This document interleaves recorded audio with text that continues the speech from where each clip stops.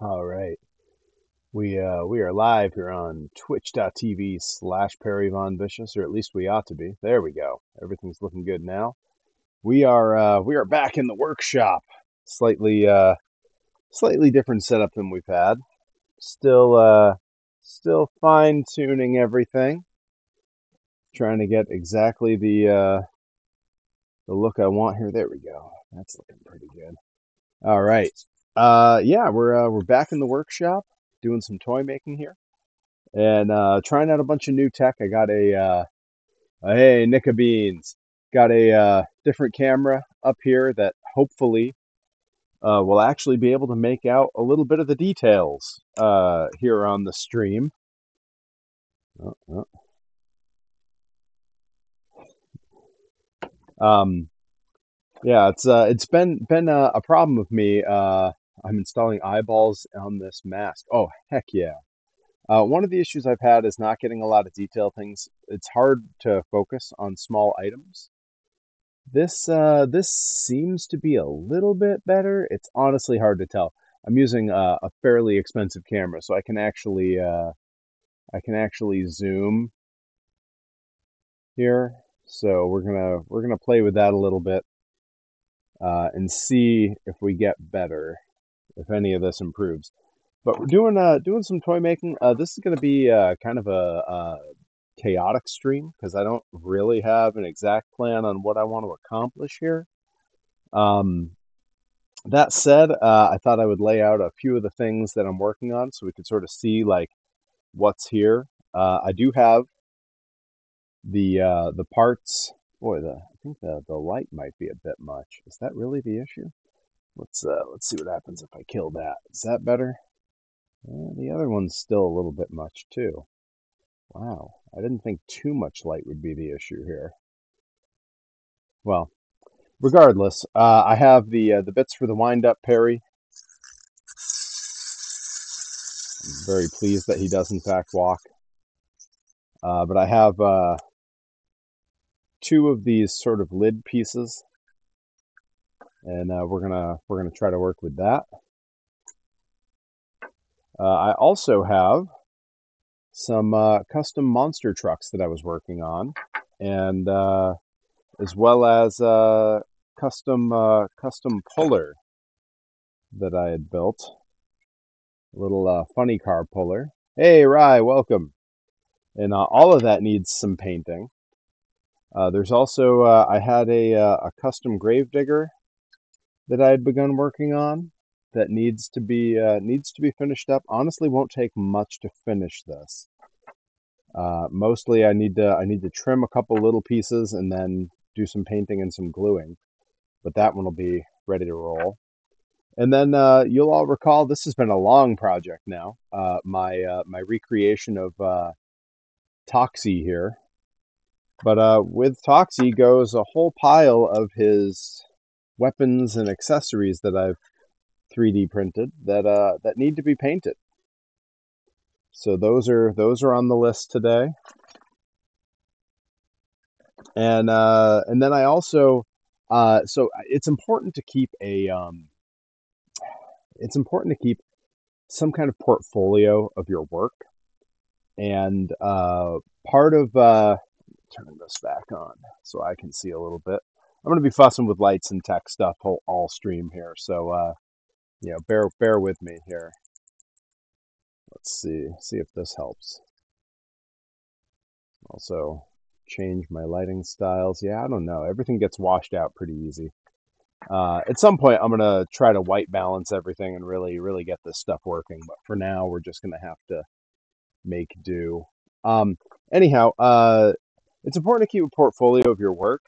And when you're making toys and like 3D objects that exist right in front of you, it's hard to capture all of that in photos. Not impossible. I do have pretty good photos of most everything I've made. But I want sort of a living record that can stay with me, that I'll be able to reference. That way, I can just pull a piece down off the shelf and get a good look. Let's see. I wish I knew that as I make and give away so many things.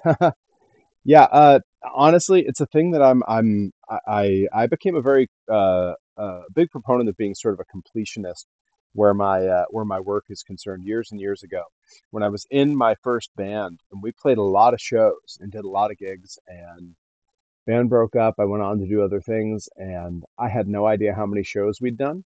I had no idea how many gigs we'd done. I didn't keep a record of it, and that really bothers me to this day. I don't have that information.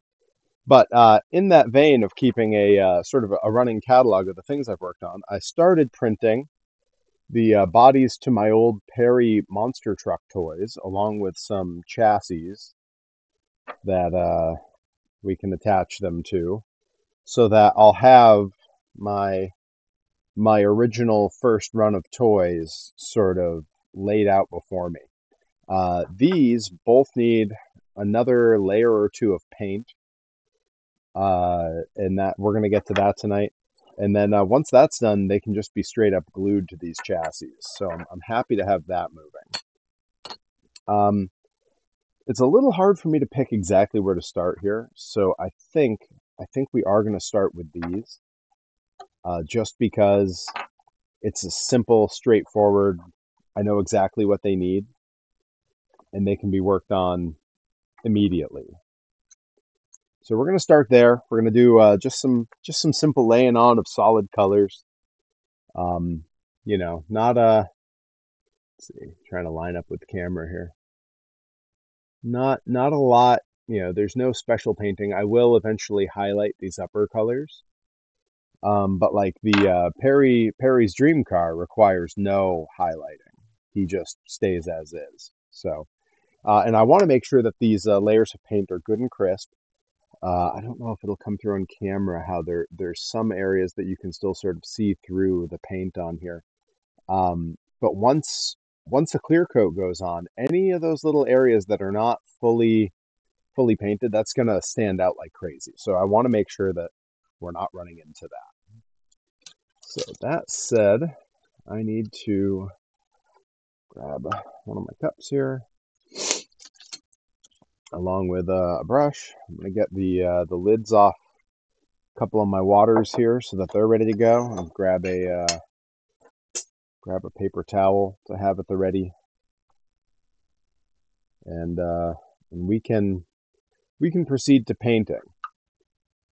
This is going to be a very chill stream. My allergies have been destroying me this week. I mean, real bad. I went out on a hike on Sunday and have not recovered. So yeah, I've been downing tea with lemon and honey like crazy, and cough drops and stuff. And I'm better today than I was yesterday. So I believe I'm over the worst of this attack. I don't think it's a cold. It seems to me to be allergies. When everything dries up and starts falling off the trees, everything gets kicked up. So, but yeah, I am trying a lot of new tech today. New camera here that may or may not need further work and updating. Also switched over to mic on the headset here. That way, you're more directly with me. All right. And for the colors on these, I really did just kind of go with just straight. I think I did do a little mixing of these two blues to get this color. And that shouldn't be too complicated, but the pink is just straight out of the jar. Mic volume is so much better. Oh, I'm so glad. I am hoping to upgrade my gaming headset mic over this the holidays, but we'll see. We'll see what you know. I make all kinds of plans, so who knows how much they're to be trusted. I want to make sure I have a landing place for this when I'm done painting it.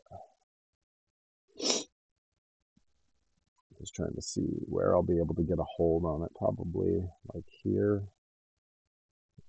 and then I can set it directly on a clamp, just out of the way over here. All right, yeah. I'm always trying to think ahead a little bit. Make it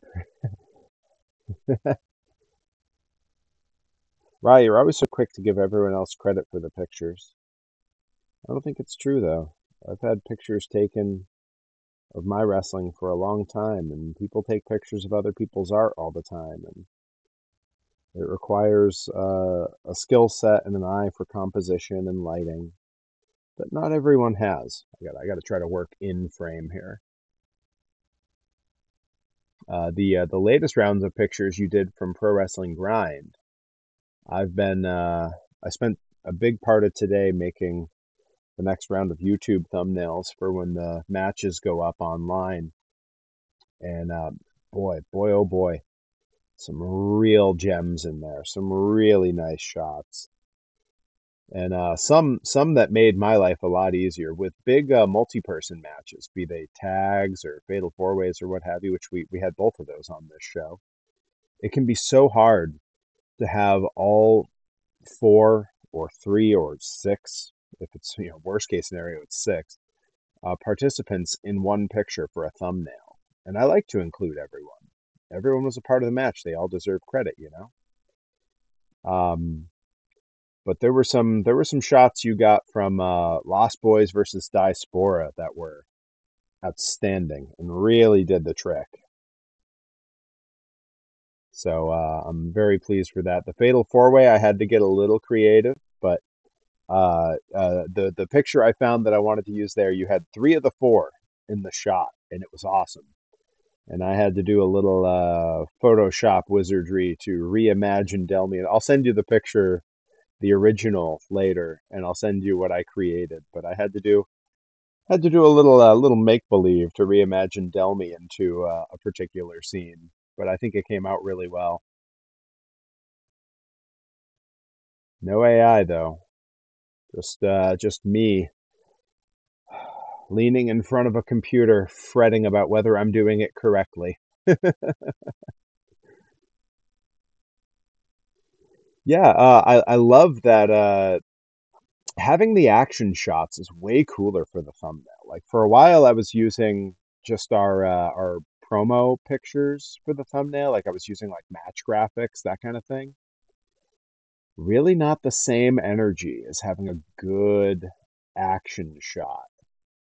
And there's shots that you got where people are in submissions or they're being lifted up or someone's flying through the air that are so cool and um, indicative of what goes on in the match, and that's the best you can hope for in a thumbnail.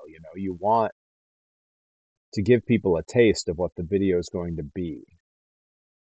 You know, I'm a big believer in avoiding clickbait as best I can, so I try to keep the thumbnails very honest. And the photos that you've provided us this year have really given me a lot of breathing room to try to get more creative. Some of the thumbnails are funny.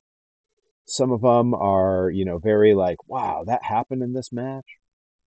And I think all of that it's because of the pictures we have from you. We didn't have anything like that before, so it's been a huge boon to what we can do.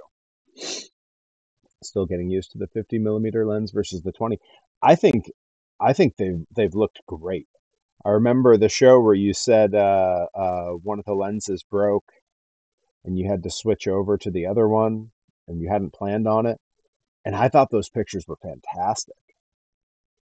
So it's possible you just stumbled into an accidental upgrade, you know. Although of course I know when you're using different equipment, different things can make what you're doing better, worse, easier, harder. But yeah, I'm thrilled with what I've been able to do because of those pictures. And Nickabeans agrees. And Nickabeans is completely unbiased in the matter. We all, that's getting critique, positive or negative, on one's art is such a complicated thing. I struggle with it at shows when fans approach me to tell me how much they enjoyed a match, or anything like that. Even if it's just, hey, good work tonight, anything like that. It's still so hard for me because there's a dumb part of my brain that just says, nah, you don't know what you're talking about, but thank you. And that's, of course, rude and disingenuous. And my go-to response is to always say, well, I'm so glad you enjoyed it. Thank you so much. Or that's very kind of you to say. I think that that's probably fair enough. But even with that, I sometimes feel like, boy, I feel like I sort of diminished what they just said to me. I don't want it to be oh yeah, hey, thanks, pal, but what do you know? That's unfair and impolite to say. So it's finding the right words can be very difficult. Yeah, the imposter syndrome definitely creeps in there. But it's also just, trying to understand where those kinds of responses are coming from, in terms of both who's saying it and why they're saying it. Starting to realize some time ago that oftentimes, fans in particular, because they're not inside the business, they're not living it like we are. They will come up and say something kind to you, like, "Hey, great match tonight," or something like that. Or they'll say, "Oh, your match was my favorite." What they're really saying is, "I want something kind to say to you because I'm here for an interaction. I wanted to meet you. I wanted to talk to you." And either way, whether they mean the thing they're saying or it is just that they're looking for an interaction, I think it's really important to be grateful for that, because the idea that anyone wants to talk to you about your art, or wants to talk to you because of your art. Of course, my headphones just started shouting at me, low battery. I have to run and swap headphones in a second, but it's it's the kind of thing where you really have to be able to sit back and say, like, what they're saying to me right now is a kindness. They're trying to share a moment with me. They're trying to share an opinion with me. They're trying to just interact with me.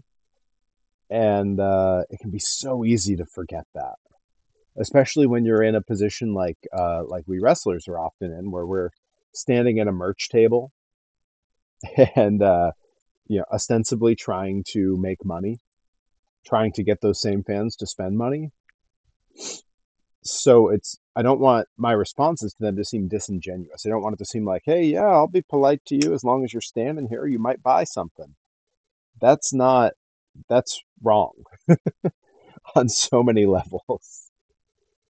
But I do know wrestlers who are definitely like that. I know wrestlers who say very unkind things in those moments. Someone will come over and chat them up saying how much they enjoyed something, and then when they walk away, they'll just kind of say, yeah, it would have been nice if they bought something. Sure, sure it would. They could have also tipped you for your match, but you're not asking for that because it's unreasonable. Like, be a human and just chat to someone, right?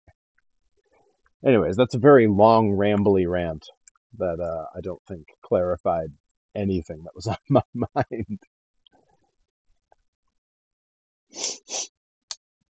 Okay, we're gonna get some of these paints together here to mix up and see if we can't closely match what we started on here.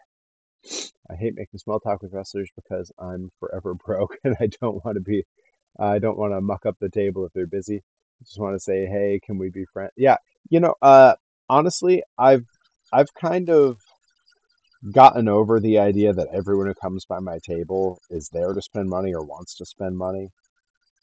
It's an absurd thing to assume that just because I'm standing behind a pile of merch, that's the only reason they would want to come over, especially like at Grind. At Grind, we don't have an intermission. We only have the post show. Hey, that's looking pretty. That's looking pretty spot on. Look at that first try. So the only chance that most people have to access us is in those moments, and maybe they just want a picture. Maybe they want us to sign their ticket or the show flyer or something. And you have to respect that. You can't just assume everyone wants to spend money. It's again, it's also, it seems so transactional, which seems wrong to me. Like, that's not why we're there. Okay. Before my headphones manage to die on me, I'm going to go swap them for my other wireless headphones. Everybody hang tight.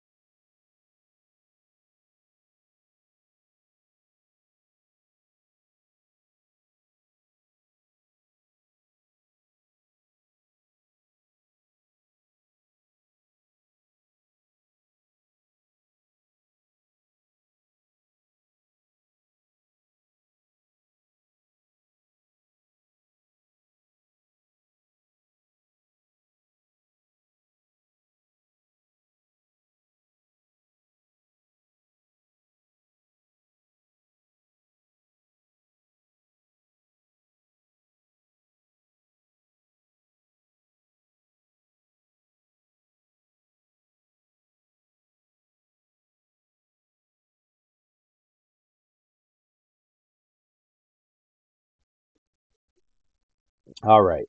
Haha, yes. Made it work. All right. And with that, we're back. There we go. Again, I apologize. Runny nose. Runny nose today. It's we're deep in allergy season. Oh, Nicobene sent me a photo of I presume the very mask we were just talking about. Oh, sick. The eyes light up. Yo, that rules. That's so sick. Yeah, I know, I know. I got to catch my nose before it runs off on me. I got what you were doing. I follow. All right. We're continuing on here. Gonna set another little landing spot for this. All right. Just getting an even layer on here. Just trying to get basic coverage. Not a thick layer of paint at all. Just again, this is this last layer I'm doing on both of these. I don't think I'll need to do another round. Is just insurance because I will have clear coat going on these. And when the clear coat goes on, if there's any areas where you can see through this paint, it brings it right to the surface. It makes it so visible.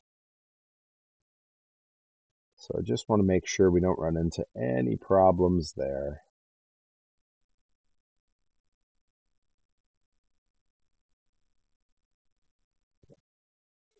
Now, I printed these back when I was using different settings on my resin printer. And like already I'm looking at these and going, oh geez, I could do this better. But the perfect is the enemy of the good. I'm not selling these. They're just for me. They're for my in-person, on a shelf resume portfolio of my toy making, so that I have some little reference of the things I've made. This is the first Perry monster truck that I made that I'm painting now. It's just a very basic, it's like an old Chevy C10 body. So just a basic square body truck. When I originally printed these, I did them in filament on rainbow filaments so that all the trucks were slightly different colors because it would run through the filament as it printed them. I do not have that filament anymore, and I don't really have the desire to do miniature style printing on my resin printer. Or on my filament printer, I should say. Filament printers are not terribly great for high detail work, and this has a lot of little details on it. And I didn't have a resin printer when I originally made these, so I just had to run with the equipment I had. That's no reason to limit myself later when I'm printing off the model that I spent so much time designing. So that's where we are now. We're just saying, like, screw it. It's a resin toy now, so it looks a little bit cleaner, looks a little bit nicer.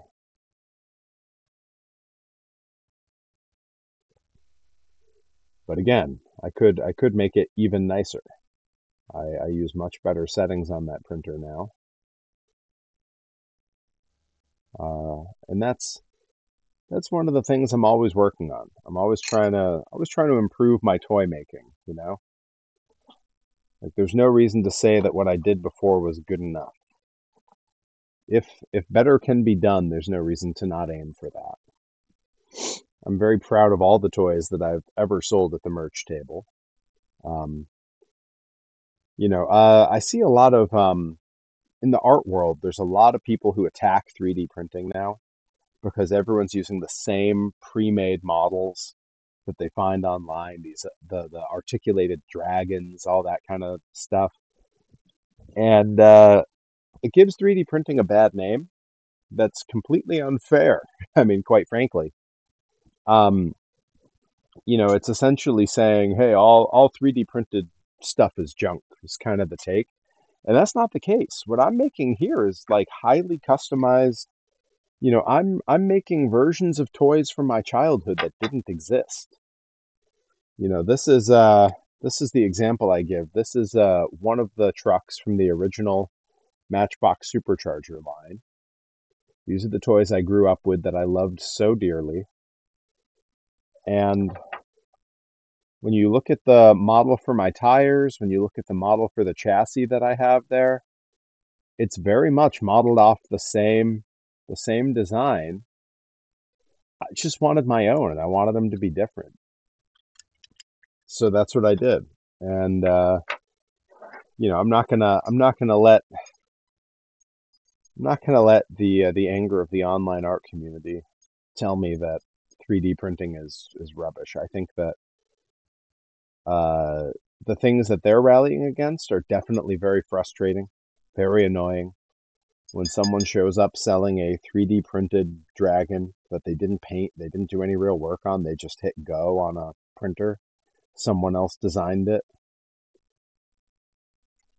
Yeah, that's frustrating, especially in an art space. The idea is that you're all creating something, and to phone that in or to find a way to cheat around it is gross, really. You're doing things so different that I've ever seen, Perry. I love learning new stuff, watching you for my inevitable 3D printer. Well, when the time comes for that, I want to know because I've learned a great deal about 3D printing, about different types of printers, different models, and I would love to know more about the things that you want to make, and I'd probably be able to help you pick one out, or at least direct you toward a printer that would be your style if and when that time comes. I have had a number of people reach out to me for that stuff, and a few of them have done things I don't much care for. There's one wrestler in particular up in Maine who bought a 3D printer after seeing my toys, and he does just print those stupid articulated dragons and has a whole table of them at his merch table in Maine. That's stupid and frustrating, and no one ever buys them, and I'm always so glad to see him packing them all back up. I don't actively root against anybody, but I actively root against laziness and poor choices. That said, on a lighter note, we're gonna move on to the next thing I want to try here. Ooh, and I'm having a little bit of decision paralysis. Okay, we're gonna break out the power tools. I haven't had power tools on the stream in a little while, so I'm gonna back out the camera just a little bit. I have my power drill. So I have a bunch of these bodies from diecast. Oop, lost one on the floor, so that's gone. I'll get that back later. A bunch of these diecast bodies from different things. These are both from monster trucks. There's a Bigfoot Power Wheels and a Samson. I also have this was from a rally truck, a Hot Wheels rally truck that looks like a monster truck body, so I love those. Um, and eventually they will all have chassis that I've printed so that they look like my old retro toys, and I will combine them all. There's some customizing work that needs to be done there. A great example of that is this Gravedigger body that comes from a Monster Jam toy. I have a chassis that I made for it. You got to get the distance for the wheel wells correct, but also inside of it, I do have a whole engine and a cockpit kind of design that fit inside. So that'll all need to be painted as well. Um, but I found these. This little monster truck that I made, I really like because the windshield is one piece with the body. So I don't have multiple parts I have to worry about there. The windshield's also solid black, so you can't see through it. I don't have to design a fancy interior. And it has just enough cool little detail, the ridges inside the bed, the paint stripe. It even has the Ford logo on the back. I don't think that font's going to show on camera. But I like that. I think that that's so cool that there's all that detail. And this was from an 80-cent toy car for a brand that they only sell at Walmart, I believe. It is this brand here. It is called Adventure Force. The body came off of the old thing very easily, and it went on to a chassis that I made very easily. So I'm always keeping an eye out for these. I did buy a bus. I might try to make something out of that at some point. I'm not in a big rush on that, so I'm going to set it out of the way. That one I think I'm going to try to make a puller instead of a monster truck. But I do have a couple bodies I need to harvest here. This is that same Adventure Force series, sort of an SUV, a square body Chevy, almost like a Blazer or something. And then I have a 86 Chevy C10 matchbox that's really nice. And I want to see if I can harvest the bodies off of these for future projects. So we're going to do that before we jump back into the painting. So first things first, I don't really care about the packaging here. When I do have packaging I care about, I go around this edge with an X-Acto blade, and it leaves this part of the plastic shell but takes the rest off. This I don't really care, so I'm just going in caveman style, ripping it open. But Matchbox is one that I always like the detail that they include. Let's see if we can. Yeah, there's a lot of nice detail on the front. Almost looks like a decal on the front, but that doesn't seem very Matchbox to me. I like that it's a clear windshield. If I can't have like this where it's a blackout windshield, I like to have a clear one so I can really see inside. Yeah, Adam and X67 Matchbox always had great detail on their stuff. It's one of the reasons that I love the old Superchargers so much. And that's what I designed my toys to look like. So we're gonna take the rivets off of this and separate the body from the bottom and see. I hope we can keep the cab. Oh, you guys are definitely not gonna be able to see the cab on the camera, but it is really nice. Bench seat going across, very clear steering wheel. And I believe it'll be the same piece that fills in the back bed, which is also nice with its little wheel wells. So I'm hoping that that'll all fit together very cleanly. And then the Adventure Force, again, I like these for ease of use. They come apart very easy. They go on to my little chassis very easy. And it's partly because they are just kind of cheap pieces of junk, which is amazing because they're like, I want to say that this was like 85 cents. So in today's economy, a die-cast car being 89 cents is amazing because standard Hot Wheels and Matchbox cars are all like $1.50 now, which is absurd, completely absurd. So let's see. I want to see about getting these off. And again, I'm not sure. Yeah, we'll be able to get some of the detail here. What you want is a bit that's close to the same size as the rivet, because you just want to rip the head off that rivet so the whole thing can pop off nice and clean. Sometimes you can do it with just your hand, kind of doing like this. I generally don't have that kind of patience. I do, however, have my set of bits here, so I'm gonna check a few different sizes and see if there's one that's real nice and close to what we want, because I don't want to go too big.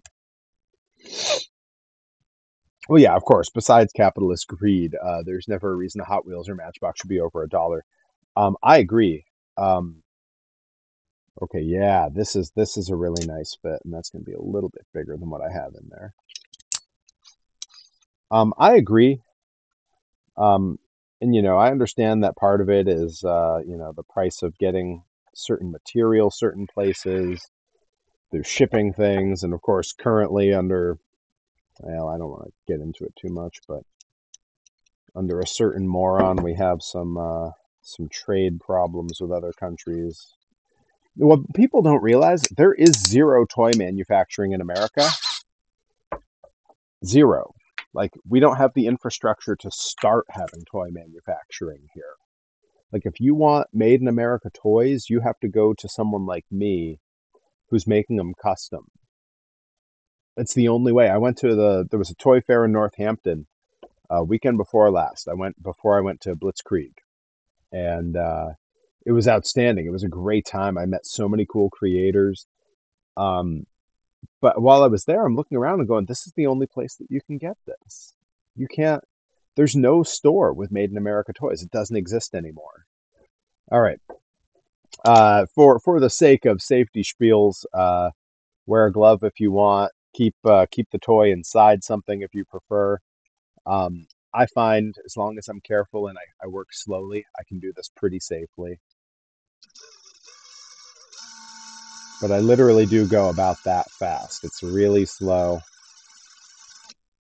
Let's see if we can.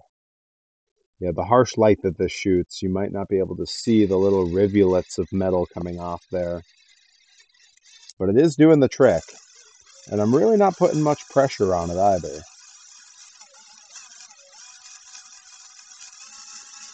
Just gently keeping it firmly against the drill, letting it slowly scrape away in there. And then I'll check on it every so often to see if we're free yet. Now, one thing I do know with the Matchbox is we're gonna lose the bumper when we take the bottom part off. Not an issue. It's a non-issue to me. The bumper is not what I'm after. And I can model a bumper onto my chassis when I model a custom chassis for this. All right, that's looking good. It's coming slow, but I don't mind that. I'd rather go slow and keep this safe, you know what I mean?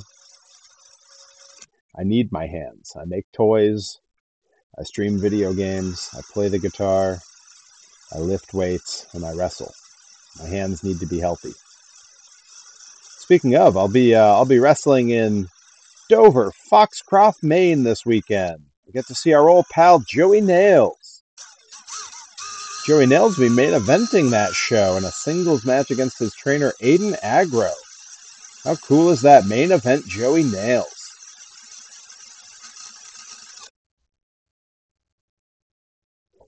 All right.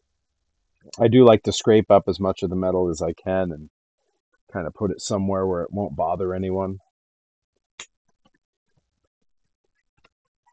We have a lot of pets and critters that live with us, so I try not to have too much of that stuff around. Let's see, how's this? Is that... All right, now we're moving on to the the no name brand vehicle to do just more of the same. Nice and slow, steady, even pressure. Don't want to jam it through anything.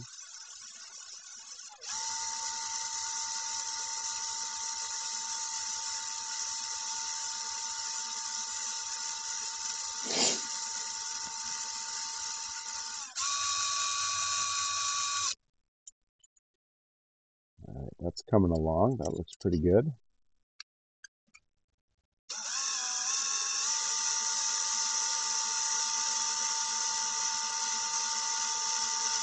Love that they use cheaper materials on this. It makes it a lot easier to work with. I know that's not their reasoning, but I'm still grateful for it.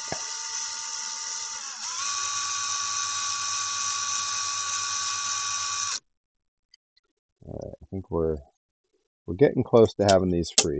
We got to switch to a slightly bigger bit. Hey, hey, Herobotic rolling in on a Wednesday night. Here for the toy making. He knows. He was with me at that toy fair.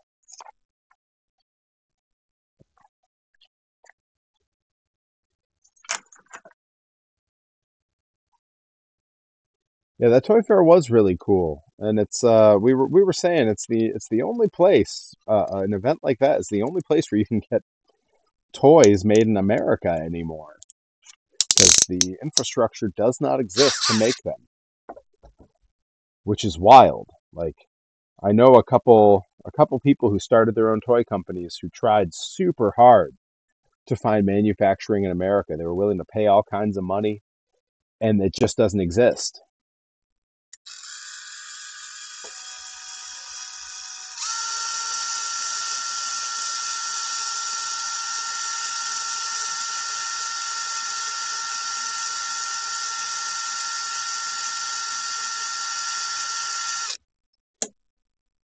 That's going to be pretty close. That's almost there.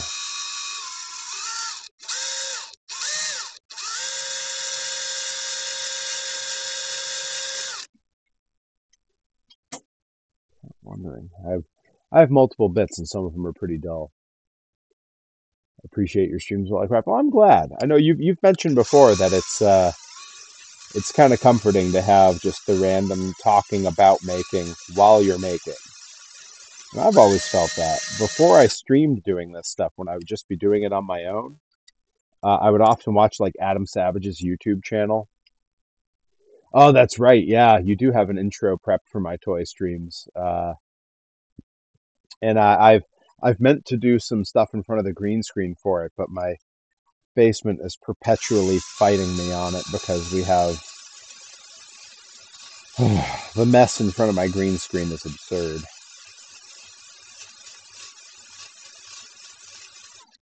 But your schedule is the harder one. Yeah, I know, I know. We also got to get you over here for a workout at some point. And not just to stream it, but because you wanted to come work out. And that sounds delightful to me. All right, there we go. We got one half. One half is loose. All right. Oh, and this looks like it's built very similarly to this other one, which means it might end up being super easy to take care of.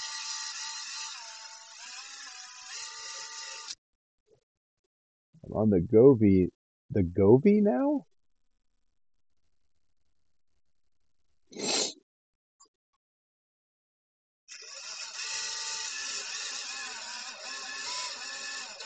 I'm not totally sure what that means.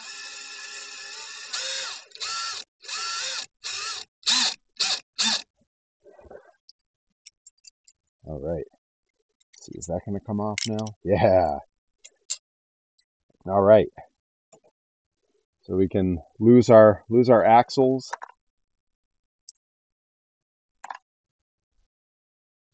Now we do still have there's the front here that comes off. I'd kind of like to save that, so I may cut that off and glue it back on there. I don't feel the need to do that with the rear bumper as much. I kind of like the bumperless look there, but the front bumper I feel like needs to stay probably. Now here's something interesting that I'm dying to find out.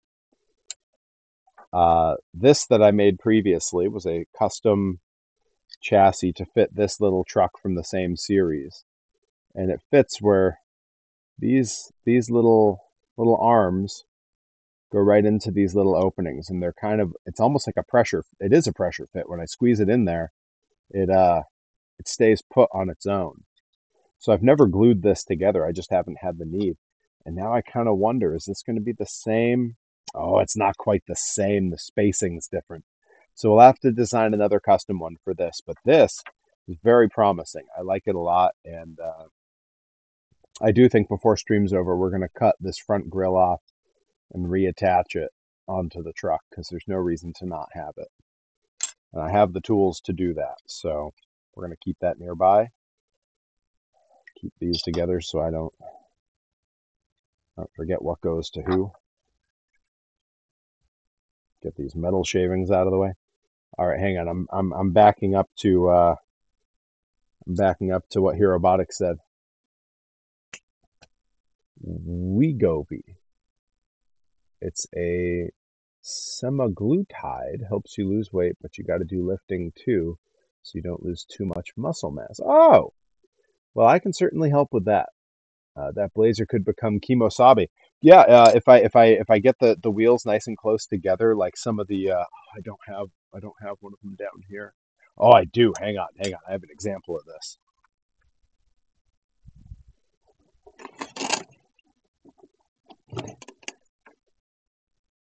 from the Matchbox Supercharger series. They had a few where the wheelbases were set real close together like this. If we compare it with one of these other ones, you can see the wheelbase is very short. And if we did that for this guy, that would have real that Kimosabi truck vibes. Oh man, that's a good idea. I'm glad I pulled this out. I haven't looked at this. Yeah, I have. You'll see that on the table here, I have these flats, these cardboard flats that stuff ships in that I use to just store all the different parts of different projects. I've got a pile of those over on a shelf, and every flat has like 20 die-cast monster trucks on it. I've just got like a couple hundred of them in a stack, and then I've got more boxes of them behind me because fans kindly gift them to me. The Majorette brand trucks also had some good ones as well. Yeah, they have some great, and I have a bunch of those kicking around too. I have those. I've got there were a few different brands at the time. I did a whole video on these a while back. But yeah, I've got a whole bunch of different ones. This is not the tool I was using. Here we go. Yeah, Herobotic. We'll have to chat because I'm in the midst of switching my schedule way up, so I won't be lifting every night at like 11 anymore. So I might be lifting at a time that would be more conducive to you. And of course, it's always nice when you're starting a new lifting program that you would just be lifting in a friend's basement. So there's no pressure in a real gym. I've got all the equipment here. So you don't have that terrible feeling of like, oh, am I using this right? Is someone staring at me? Instead, you're just there with me, and you've known me since back way before I was in shape, so I can't pass judgment on anybody. Interesting. Yeah, we'll have to chat very soon and see what we come up with.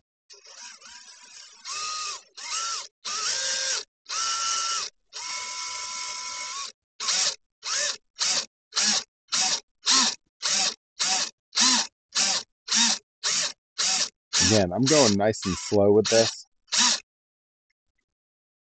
Yeah, I've never been good at doing that in public. Most people aren't. It's the worst. People from Smith College. Yeah. When I was first lifting, when I moved back here, it was while I worked at Smith, and I'd lift in the Smith gym, which was kind of nice because I was always alone because I'm around a bunch of little college kids, and they're not lifting the same weights I'm lifting. You know,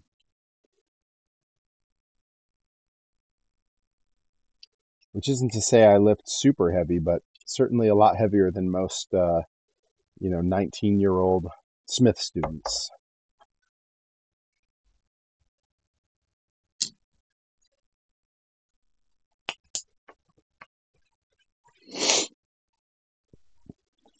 All right. We're so close to being through this one, and then we're going to get back to some painting.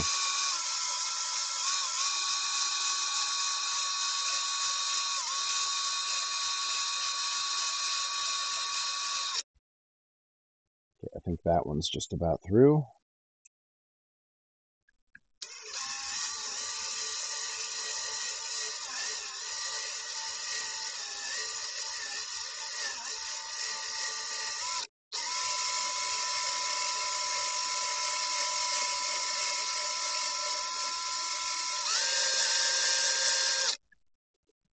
That's pretty close, but not all the way.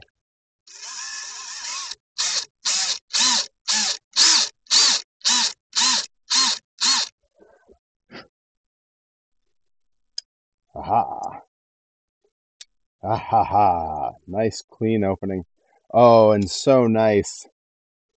The back bed and the cab all stay with it as one piece.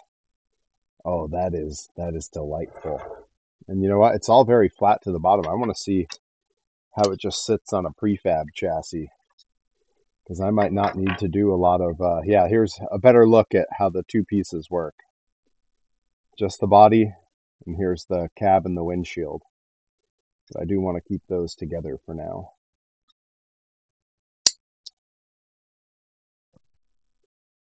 Yeah, that looks nice. All right, let's see. How's this gonna...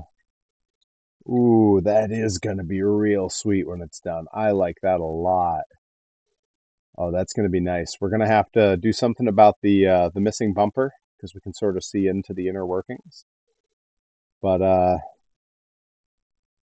think that's gonna...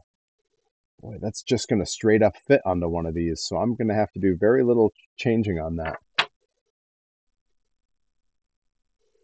Let's see. So this one you've modified. Can you scan it somehow and make a 3D print from the scan? If you're referring to the truck bodies, yes, I do have a 3D scanner. I've not used it as much as I could, um, but I absolutely could. I could make prefab little bodies now, which is kind of what I did. This is dry enough to lift now. You'll actually see these are very similar because they are essentially the same body. Just this model I found online. But these are incredibly similar. So I've sort of done a little bit of that. All right, let's pop these back together. And set aside what I can't use today and stick with the stuff that I need for now. Yeah, it's real close. I'm just hoping we don't have to keep drilling into your hand. No, not forever. And there's a lot of models online that are sort of already scanned or even just modeled up from scratch.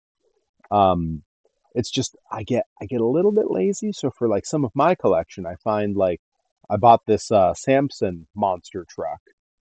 I didn't want to have to recreate all this paint job. That was going to be really hard. So I just took apart the toy that they sold so that I can design my own. Same goes for when I was designing this puller. This body came on a different car, and I was like, boy, that would look cool as a little funny car puller. And that's all. I just, some of it's, they did the hard work for me of all the fine detail painting this. So a lot of it really does come down to sort of my own specific laziness. All right, last bit of power tool use here is for this grave digger that I made. Because the bottom is just fine as is. The cab that I designed is just fine as is. But this little, let me see if I can get it in the light. Yeah, this little post and these little posts got to come down just a little. They got to be a little bit shorter. Nice. You need a parified version of the Samson with the fists. Yeah, absolutely. If you look up the old, and I wouldn't be the first wrestler with that, because if you look up the old Bigfoot era Hulk Hogan monster trucks, very similar design with the big arms, just rather than on the front of the truck, they were sort of like on the sides. Pretty cool. I was always a big fan of those. I never got to see any of the Hogan ones in person, but I did see the Sting monster truck in person. All right. We're grabbing for more power tools and some non-power tools because this front nubbin here that I need to get rid of is plastic. So I can do that with my little nippers here. It's going to go flying. But that takes care of that. So that's much easier. Very appreciated. Oh yeah, this is going to be great. All right. And I can actually put a mark on here to show how high up this is. Well, I can see how high up it needs to go. Okay. Now this next part's going to be terrible. Hogan truck was kind of flexing with its hands on the hood. Yeah, that's right. It really was. Um, so I will say, if you have headphones on, this thing's about to sound like a dentist drill. So, trigger warning. It's going to be unpleasant. But I need to take these down a little bit. I don't know if that's the bit I want to use. Let's see. I have a whole thing of other bits for this. Hang on a sec, everybody hang tight. Yeah, here we go.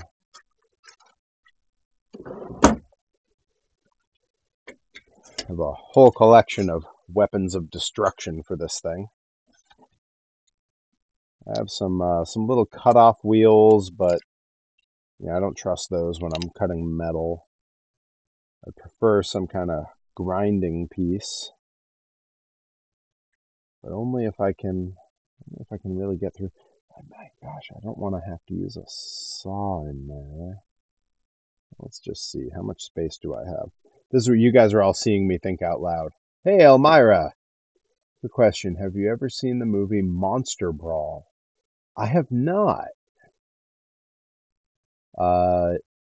Is it online somewhere where I can watch it for free? Because I would love to add that to the old list. I have a bunch of stuff like that I work through on the treadmill. Is this going to fit in here okay? Yeah, this might work. This other one has put in its work, I'm afraid. This bit I use for a lot of my cleanup on 3D models. So it has been absolutely invaluable. I'm going to keep it nearby. This was one of the first things I ever 3D printed, this little holder for all my Dremel pieces. It's on Tubi. Heck yeah, that's what I'm talking about. Super camp. I love that. That's my brand of horror. All right. That's tight. Again, warning for those with earbuds, because that's the noise you'll be dealing with for the next minute or two here. I'm just gonna set this out of the way, I guess. All right, we got to take these down.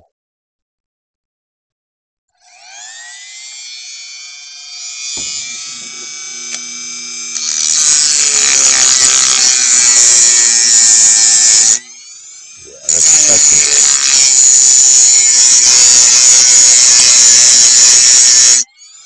always make sure you're wearing appropriate. It sounds like Kaiju Big Battle. Yeah, I wrestled in Kaiju for a bit. Did I watch Santo y Blue Demon contra Dracula y El Hombre Lobo? I believe that is on Tubi, and I have not watched any of the Santo movies on there. They're all subtitled, which is really hard when you're on the treadmill. Let's see. I just wanna get a look and see. Yeah, okay, that is working. All right, it's just gonna take a little doing. Just gotta go nice and slow with it.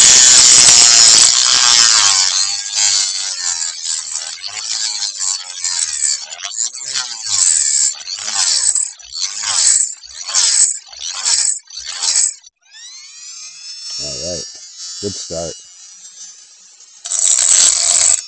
I do have to be careful here, because if this comes out on the outside, I'm gonna nick up all the paint work that the fine folks at Spin Master did.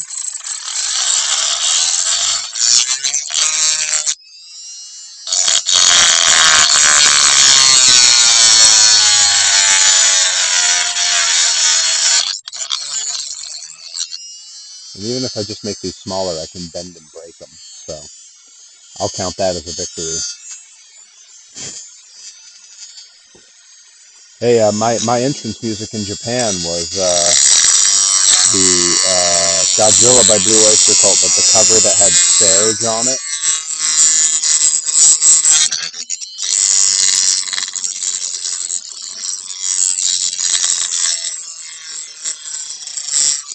All right. Again, like I was saying, always try to make sure you have proper safety gear. I would have safety goggles on, but I have my glasses on, and those tend to be sufficient for this.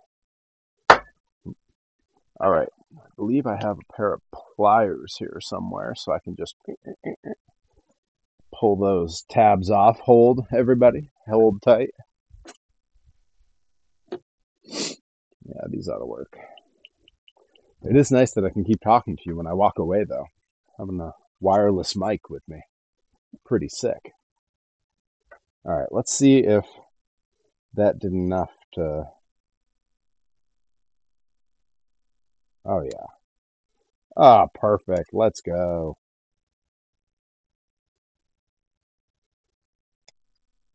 Haha. That's what I'm talking about. Alrighty. Get those out of the way. All right, now let's see how this is all going to sit together here. I think we got to zoom back in a little bit here. So yeah, it still has some trouble focusing, but you kind of get the idea. All right, so we want our rear engine because it is Gravedigger, and he was one of the OGs and monster trucks for that, right behind Awesome Kong. And then that's all going to sit right like that. Oh, I love the sort of low stance on that. That's what I was looking for. Oh, that's really nice. I am exceedingly happy with that. Yeah, that front, the sort of front view with those red headlights, that's going to be really nice. So for now, I'm going to set this Gravedigger body out of the way because we need to address these parts because I want these painted. You know, I want them to look cool and sort of finished. And I'm doing the same thing with this chassis for this truck. So I'm going to set both of those bodies out of the way, move a couple things here, just clear a little bit of some space. All right. So what I want to do, I want these to look like the old supercharger chassis, which were chrome on the chassis, chrome on the hubs. Simple enough. This piece that is for Gravedigger, I want to chrome up everything but the interior cab. The cab, I believe I'm going to probably try to do like a brown for the dashboard and steering wheel, and maybe I like red on the seats. Red seats always sort of seems right to me. Looks almost like a hybrid of Gravedigger 1 and 2. Yeah, I was just looking for a throwback Gravedigger, and if it falls between 1 and 2, that's perfect. It is the body came from the recently re-released Grandma Digger, but not the Grandma Digger that Spin Master released. This is the one that sits on a tube frame, so it was like the World Finals faux Grandma Gravedigger. All right, let's clear a little bit of these power tools out of the way now that they are no longer being used. Okay, ready to go back to some painting. What are we at? We're at an hour. We got time. All right. So I got to figure out how I want to set these out of the way to dry. I believe I can hold this by that. So I'm going to grab one of my little bitty clamps. Just get it on there. Because right now I'm just going to worry about the chrome. Yeah, we're just going to do the chrome parts on there. So I'll be able to take that and kind of, just set it out of the way when I'm done with that. And then for this, it's going to have to kind of be set upside down to dry if I do everything. I think I'm just going to do the hubs first. We'll just do the hubs to begin with and let those dry. And then we'll sort of do the same thing here. We'll do hubs, let it dry, and come back and do the chassis. That way we can hold by the tires when we're working with it. All right. So where is one of my new favorite toys? This liquid chrome pen does an incredible job. The way it makes stuff look is so cool. That's the fine tip point. I don't need that yet. There we go. I'm going with sort of the wide end on there. And I'm going to start on the engine here, because that's the part that I want to stand out the most. But because I'm looking for that old supercharger look, they just kind of chromed everything.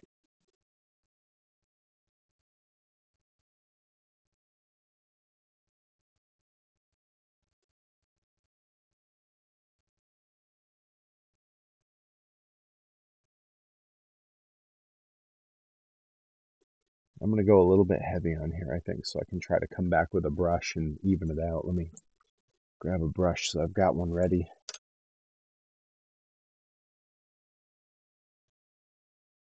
And again, a lot of this, it won't matter if it's chromed because you won't see it. But I'm going to try to get as much of it as I can so that it looks the way we want.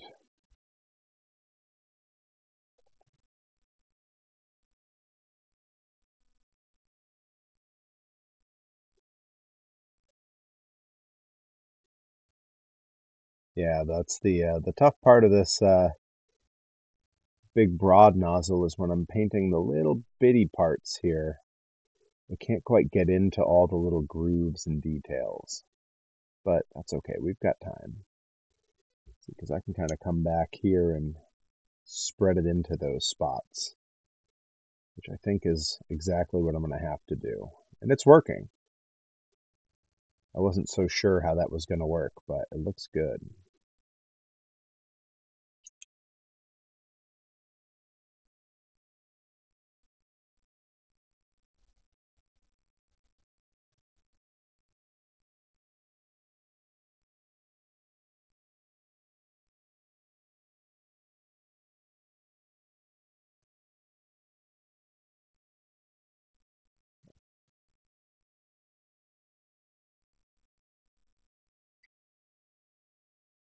And I may come back with the fine tip point and do some of the work there too.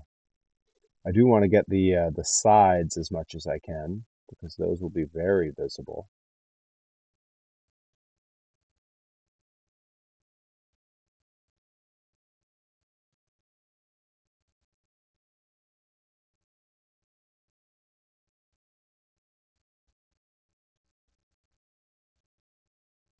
But yeah, I think I'm going to come back with the fine tip point to get in all the little nooks and crannies after. Some of it I'll be able to get with the paintbrush, but probably not all of it.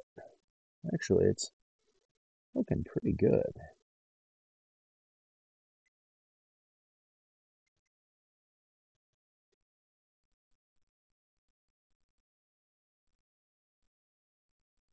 All right. So I'm going to stop with that part done. We're going to let that dry, but look at how chromy that looks. That is really, oh man, so cool. So cool. All right, I'm going to hang that up on my little rack so that it can dry.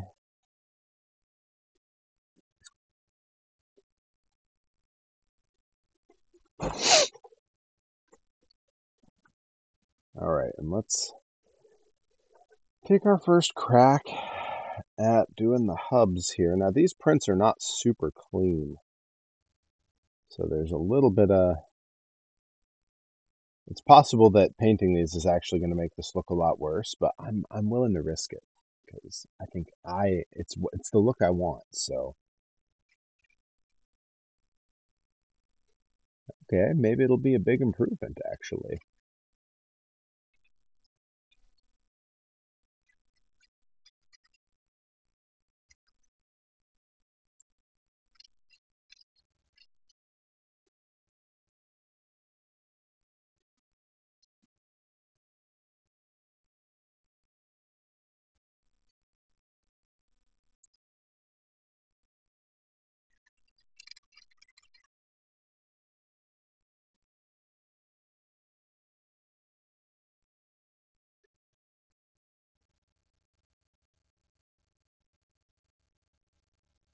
Yeah, I've been it's always, whenever I'm getting ready for one of these streams, it's always a little daunting. There's a lot of setup to do. I have to pick my projects and have them ready to go. But once I'm in them, these streams are a lot of fun because, and I've said it a lot on here, I'd be doing this anyway. This is the kind of nerdy thing I would spend my time doing. My dad and I were actually just talking about it, how like I have an entire childhood of doing projects like this that prepared me for uh, having these items on the merch table or having these little projects that are just for me. Like this isn't an item I'm selling. This is just going to go on my shelf up in my room upstairs with all my other trucks. And I like the idea that upon looking at the toys that I keep on the shelf, you can't necessarily tell which ones were actually part of the toy line and which ones I made. There's a few that really pass, and I love that.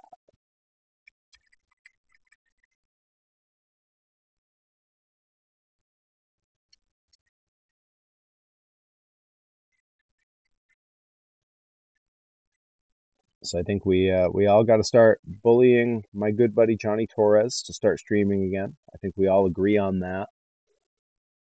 I loved rating him at the end of a stream, and I would watch his streams to the end. Sometimes I'd be in the chat, sometimes I'd be working out, so I wouldn't be able to really hop in much, but I'd watch those and hang out, and I really enjoyed that. So we all gotta bully Johnny to come on back to Twitch once he's ready.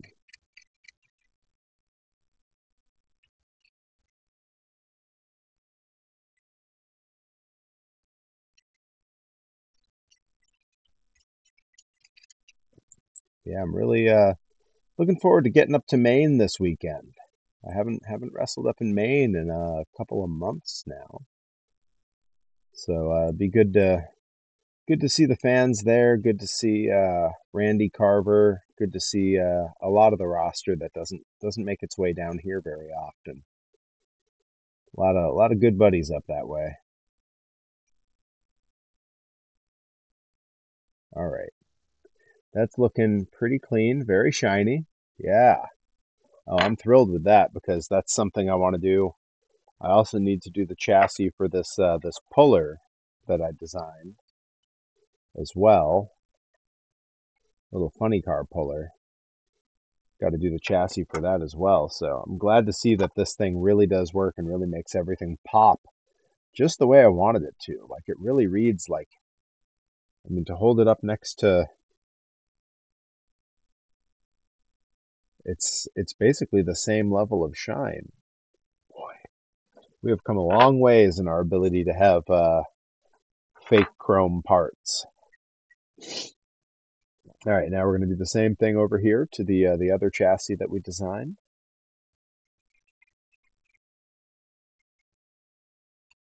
It's so convenient that it's all on a marker. Like I could do this with a brush, absolutely. But it really does feel more natural, more intuitive on a brush. Or on a marker, rather, I should say.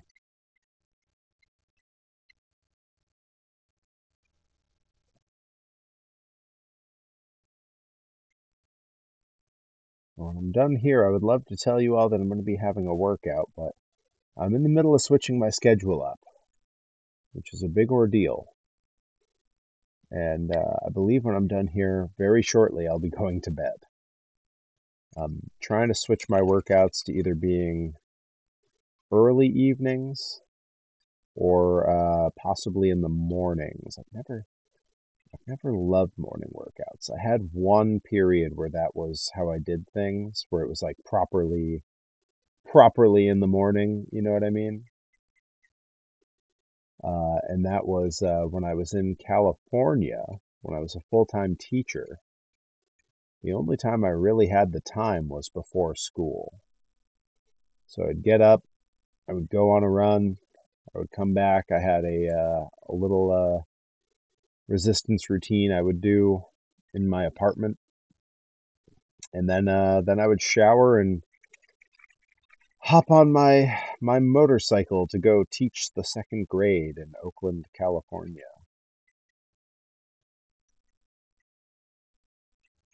I miss Oakland very much. I do not miss teaching. Teaching takes a very special kind of stick-to-itiveness to be a full-time teacher. I come from a long line of teachers in my family, and I'm good at teaching. I'm passionate about it when I'm doing it. I cannot endure.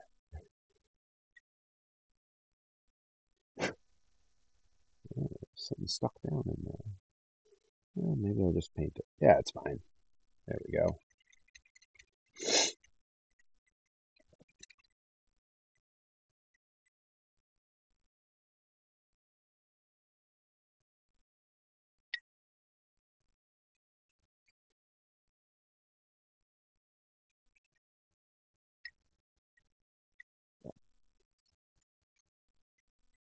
I do think when we wrap up here, we're definitely going to raid somebody. I haven't picked who yet, but there's a number of the streamers I enjoy who are online.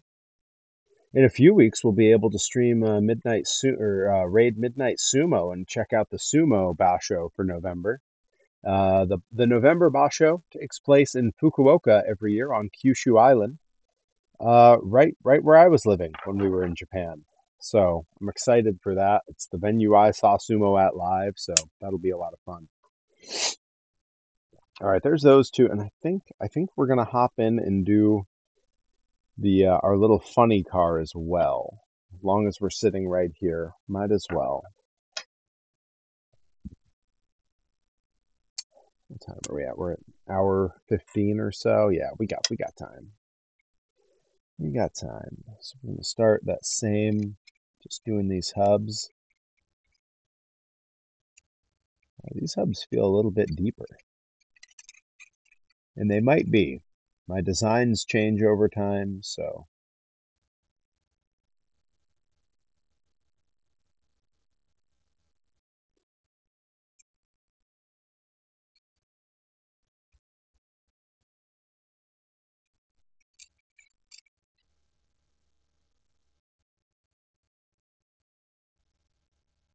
I'm interested to know, anybody in the chat, anybody who's in the stream, do you have, what other streamers do you guys like? Because I've got mine, but I'd be interested to know what everyone else watches. I only just started watching streamers. It really wasn't a thing that I did. I streamed. I didn't watch anyone else. I would see things like the Mega 64 podcast and like those kinds of things, but that's not really your standard fare on Twitch. Okay, that looks pretty good.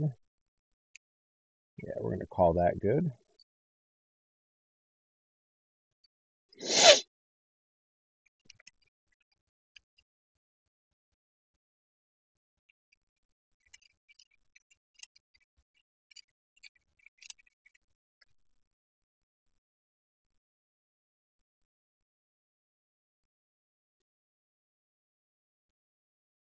Robotic says, I rarely watch streams, usually only if I'm interested in a game and want to know more. So I'll pick through whoever's playing at random. Oh. You see, now that's even a thought it never occurred to me to just look up particular games for streams if it's a game I'm interested in. My brain always goes, go to YouTube and find playthrough footage. Maybe I'm just an old man that way. Isn't it weird that YouTube feels like an old man's medium now?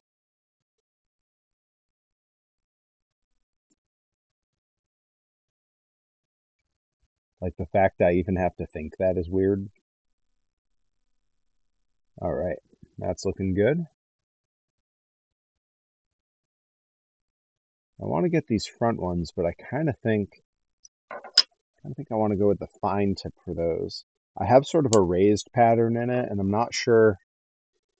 Yeah, you can sort of see it on screen there. I'm not sure if I just want to paint the raised parts or paint the whole thing. I'm almost indifferent about it. Like, I think either one's going to be pretty good.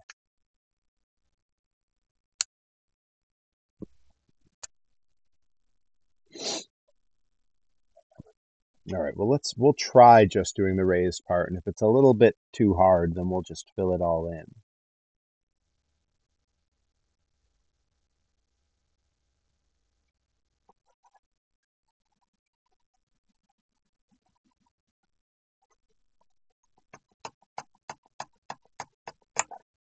Uh-oh. Uh-oh. Okay, there we go. Now it's flowing.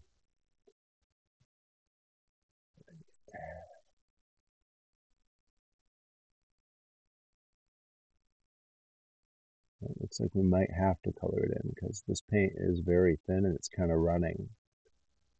That's okay though. I was indifferent about either idea.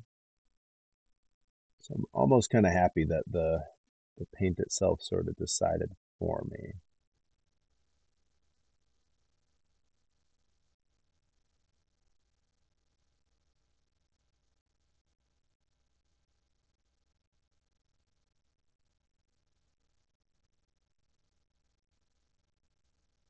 Yeah, that looks pretty good anyway.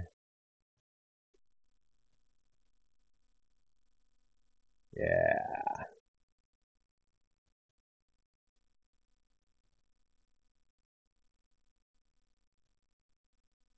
That looks good. Happy with that.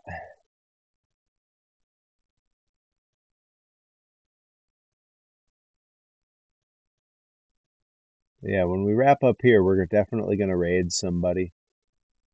I think it's not quite time for the Grizz Cruise charity stream yet. I think they start on Friday, maybe. Otherwise, I would hop in and raid them for sure. They do mental health awareness and autism awareness stuff. Every year they do a big charity fundraiser, and it's that time of year again. So I always try to mention their stuff.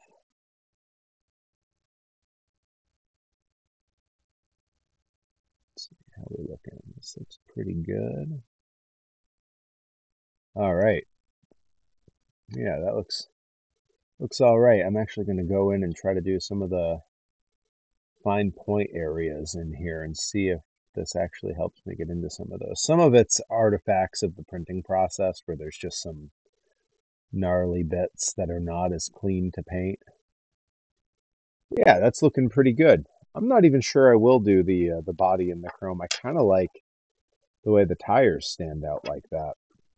On the trucks, though, there's a part of me that really wants to do it all in chrome, because that is how they were on the original series. The whole chassis is chrome, and I would kind of like to do that. The only problem is painting the space between the tire and the chassis is pretty much an impossibility without getting it all over the tire. So I almost think maybe we leave it.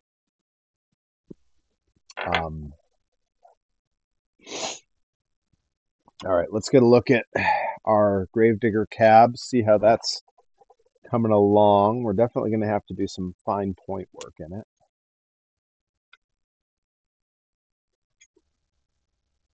Heavenly Asking Tizjiro says that's where the best viewers are. That's where the best viewers are.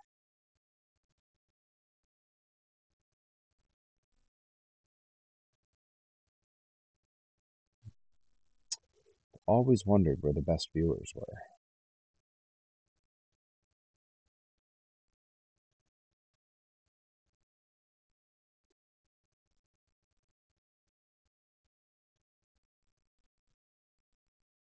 Yeah, this is actually super helpful to just get down into the little nooks and crevices where the big brush wasn't going.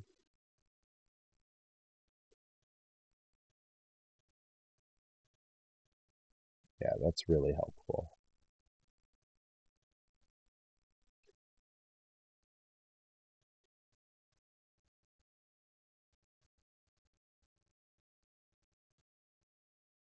It's also a little bit hard to tell if I've missed a spot because with this being reflective, the black parts I've missed sometimes reflect onto the reflective surface and look black. So it looks like, oh, I missed that, but I didn't.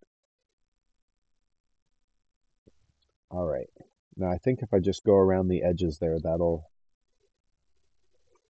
finish that up. So do that. I just want to grab the cab there. We're going to swap to the broad tip on here.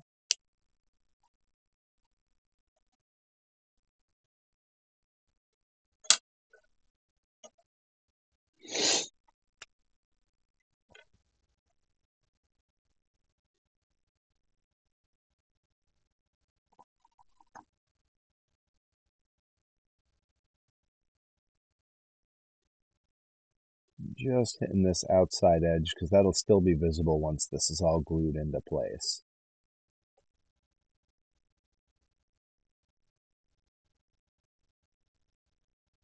There we go. And this interior we're going to do different from these colors, so this should suffice for the look we're going for. All right, let's put that back on the old rack there to dry. And these, I love that I don't have to do anything with these to dry because it's just the interiors. So as long as they're out of the way, we're good.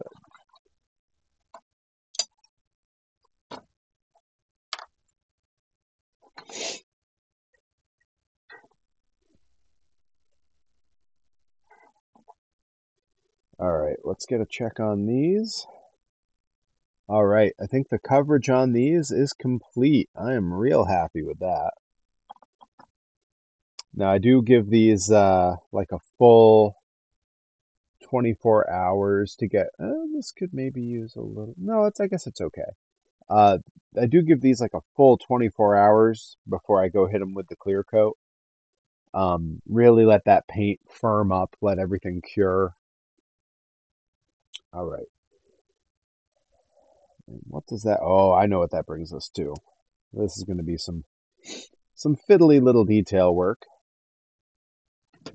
But these potentially will be sold, so it's detail work worth doing. These are, as covered earlier, these are the tops to my wind-up toys. Just pop on here and little wind-up Perry can go walking into battle.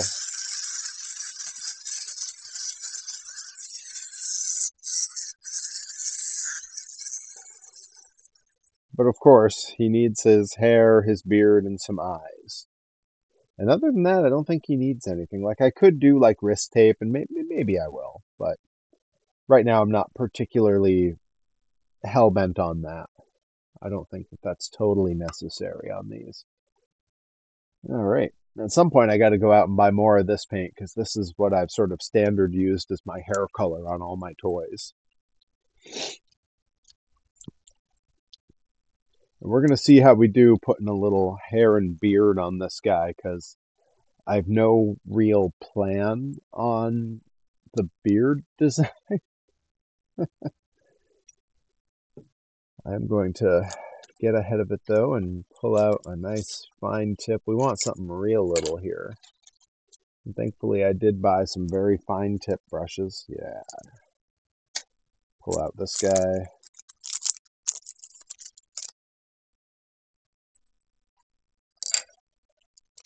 That'll be good for making that. And then we need like a more sort of standard brush for the hair. Not going to take something real special for that. All right. Got to work hard to shake this really well because this is just cheap craft store paint. And I'm thinking this light color, this light flesh sort of primer generally doesn't need multiple coats. So I think we'll be okay just doing the one. If I can get these looking good, then I can come back with here's my black paint pen. I guess it would be my paint marker maybe. Yeah. I can come back with my black paint marker and do the eyes just with that. So that'll make things a little easier.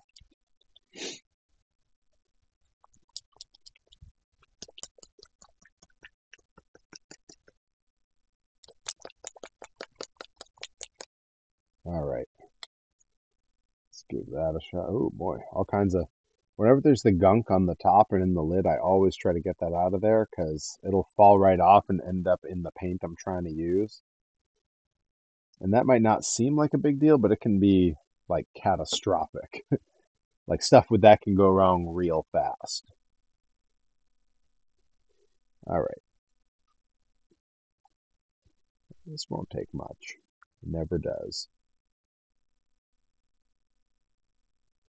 That's why I've been making toys of myself for 4 years now, and I'm still on the first container of the color I use for my hair. It really doesn't take much. And that's not a joke about my hairline, but it could be. All right.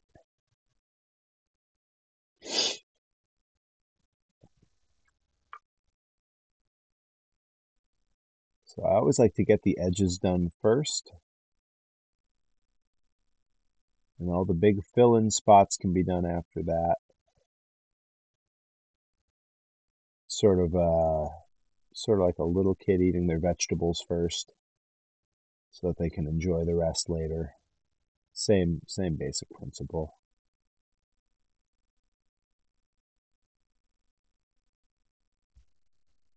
Although even as a kid, I enjoyed my vegetables. So I know that's a very teacher's pet thing to say. I like my vegetables, but I did.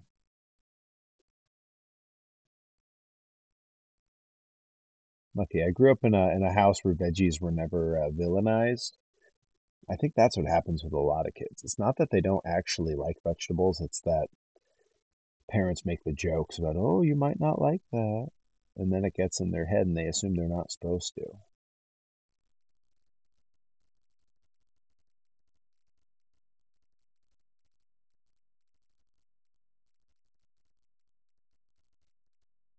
At least that comports with my minuscule experience as a child.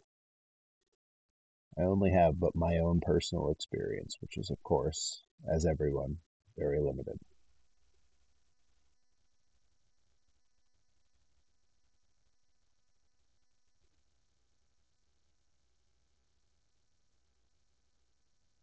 I may actually take multiple coats on here, but we'll see. We might get away with one. I think it's going to take a second one though, and that's not a problem. I designed this to be fairly easy to paint, and with any luck, that's exactly what it'll prove to be.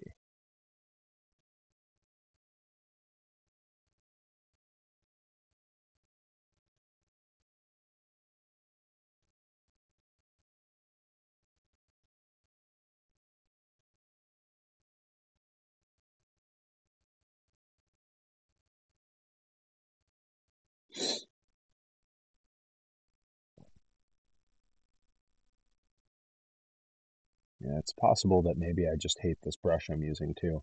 This is something I've learned over time. Skimping on quality paints, not always a big deal. Skimping on good brushes makes a huge difference. I invested in just a couple nicer brushes, and boy, working with them is completely different from these like Dollar Tree cheapo brushes. Like these get the job done, the paint's there, but what you can't see because of my camera quality is all the little streaky bits that are uneven that I'm going to have to go back and fix. So there's that. I'm going to get this done on the next one here, and then we'll see about painting in the little beard. He deserves a little beard. He's supposed to be a little Perry, so gotta make him comport with the look that I have in real life.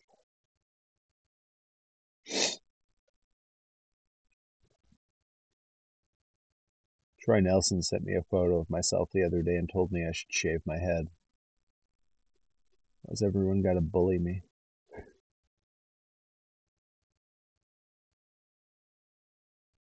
I'm not gonna sit here and be bullied by Troy Nelson. Who's he think he is?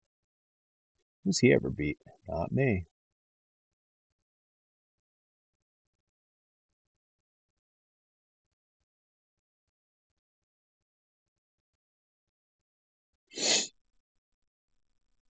Forgive the snivels once again. It's allergy season.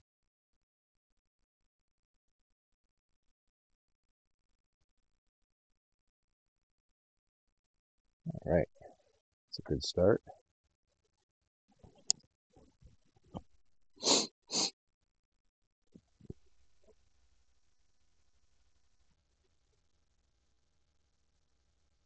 I know my little sniffles must be just horrendous since I'm wearing a mic right up on me.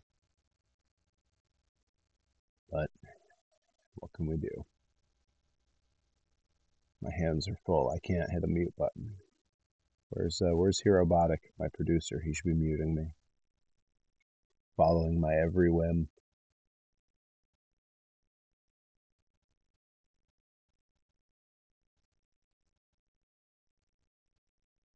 Of course, Herobotic went to all the trouble of making me a cool animated intro for my workshop videos, and I have not yet managed to break out the green screen and give him the footage he needs to complete it. So it has sat for close to a year at this point, waiting for my input. One day I will do it. One day I will do it.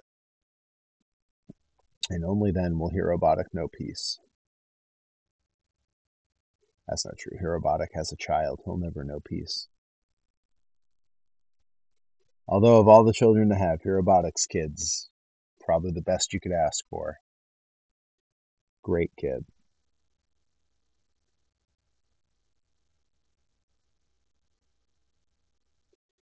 All right. That is looking like a good first coat.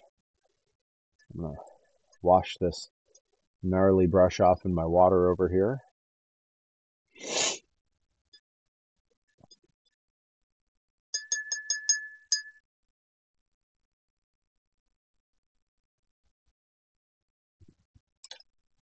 All right, and now we have our much more fine tip brush.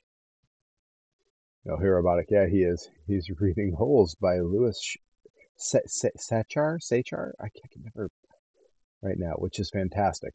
Anyway, is he reading it literally right now? Because it's like 10:15. He should be asleep, shouldn't he? I mean, I'm no parent. What do I know?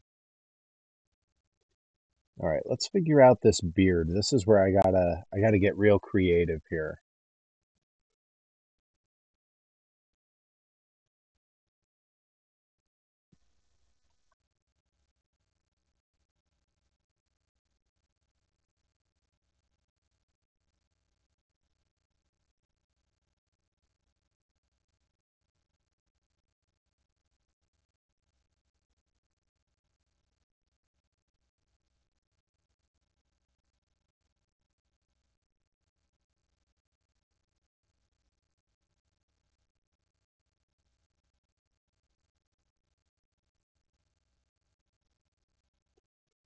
These nicer brushes are just so much better to work with.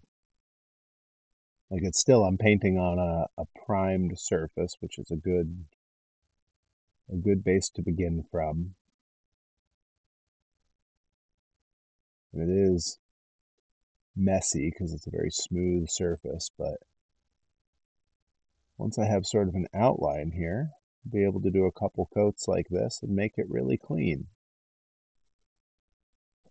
Yeah, sort of just putting the beard on there. Boy, I'm never going to get this to white balance. That's okay. You fell asleep reading it a couple hours ago. Boy, it's got to be just crazy raising an absolute clone of yourself, because this seems like you as a child. I mean, tell me where I'm missing that, right? Like, that's got to be exactly it. All the more reasons for me not to have a kid. I was terrible as a child. Wouldn't wish raising me on anyone. I don't know how my parents did it.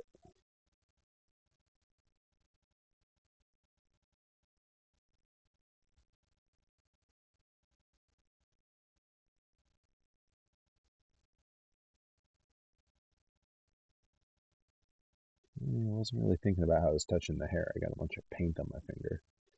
Don't want to transfer that to another part of the toy.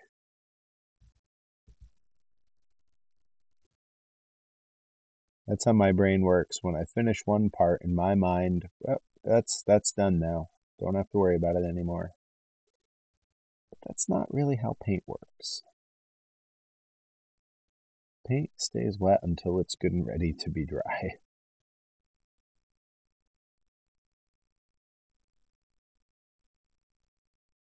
I wonder if I just go like that. Yeah, I think that's going to be the look I go for here. do sort of the bottom half yellow, and then I'll put a little line for the mouth once it's dry. Fill in to sort of recreate that here. That was a happy accident. There it is. We did it. We had a happy accident while painting. Realized that the solution to my problem was significantly simpler than I was making it. All right. We'll let those dry. We're going to clean this little fine brush off here. He's a lot like me. Poor Mrs. A Clone Machine. It's a lesser known Star Wars movie. Mrs. Clone Machine.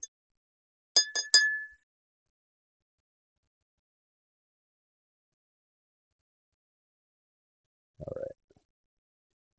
Put our little safety cap on that brush. And I am going to go for this little fine point. Yeah, make sure that's behaving. All right, I'm going to put a couple little dots for an eye on one of these just to see how it behaves.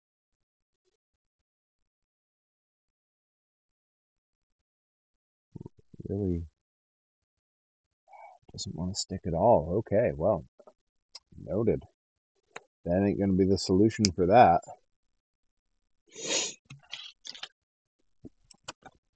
Now I have another one. Yeah, this is going to be the one. This is going to be the solution. All right. Yeah, this will do it, I bet. It's such a fine paint that I have very fine detail control with this. So if these eyes end up not looking good, that's 100% on me.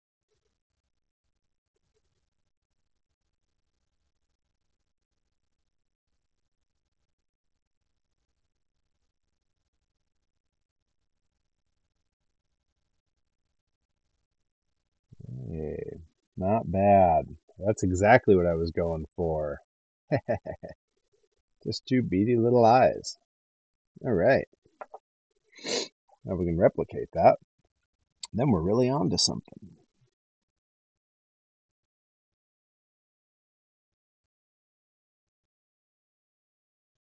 I can report back after everyone watched me painting the Rip and Delmy figures that Rip and Delmy loved their wedding gift. It is proudly on display on their newly built bar in their house. There we go. So I'm happy with that. That was the goal. Something that they could be proud of and have around.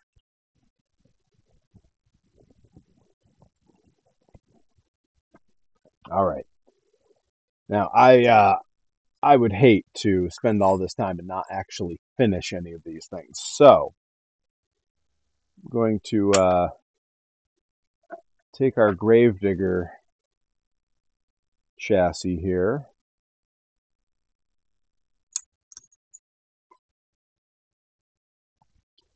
We're going to hit it with the heat gun to dry this faux chrome so we can try to get some of those other colors on there. And we might be able to actually put this thing together here. So warning, noise incoming.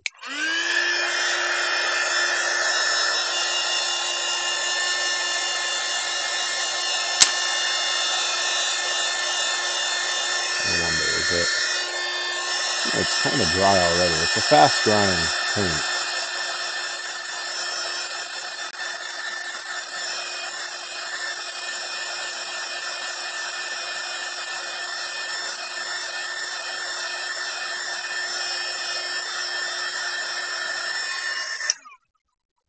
All right. Now we do have to do a little bit of construction before I can paint that, because once I paint that, there's nowhere for me to grab it from anymore. So what I want to do is put it on the chassis first. But in order to get that lined up the way we want it, we sort of need that Gravedigger body.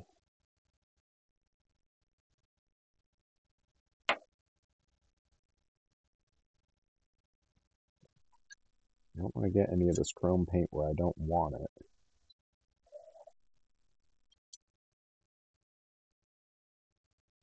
Okay. It looks like we want to line the front up there. All right, easy enough.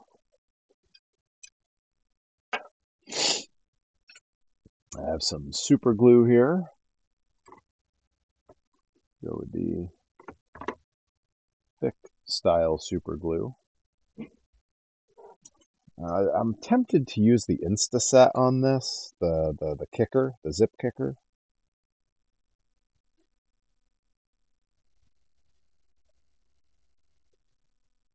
I kind of don't want to. I want a little leeway to line this up, and I can get on it with a couple of my clamps. Let's just make sure. Will this stick on there? It'll stick enough, right? Maybe one on each side. Yeah, we're gonna need 3. So we are gonna not quite finish this tonight, but that's okay. There will be pictures when it's fully done, and you'll have all been here through the process. So I'm gonna want to clamp it though. So I'm gonna go with the glue on this side, and then we'll put this on and clamp it in place. This is the one that always gets stuck on me. There we go.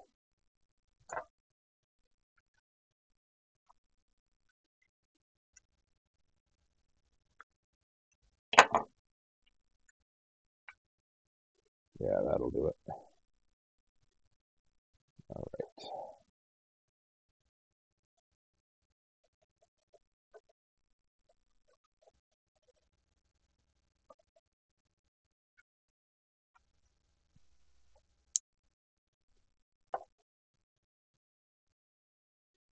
I'm gonna line it up with the front, and then we're gonna clamp it. So I'm trying to do this both for me and for the camera. I think I just got to focus on getting it right rather than getting it right to camera. All right, that's good.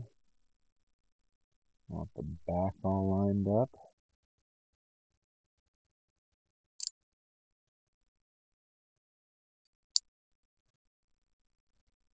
Okay. Yeah, I think we're on to something here. There we go. All right. And that is as lined up as it's going to get. All the parts that need to be colorful are painted. We're going to do the interior on another stream. I'm going to have to leave that to dry. But I am very excited at how this is working out. I think this is going to look really, really cool. And I know I'm going to need to do a little bit of work on it off camera, but that's not a big deal. For now, though, we are going to call that a stream. Thank you all so much for hanging out. I'm going to go ahead and see who is available to be rated, and we will go hang out with somebody. Let's see. Let's check what a few of these streams are up to.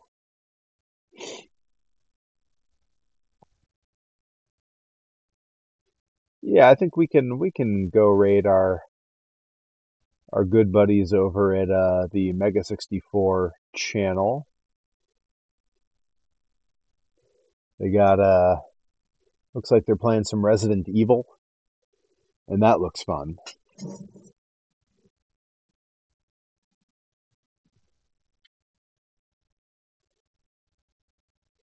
All right, let's see if that does it.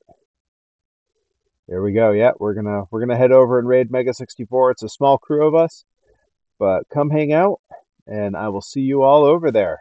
Take care. Thanks for hanging out with me. See you soon.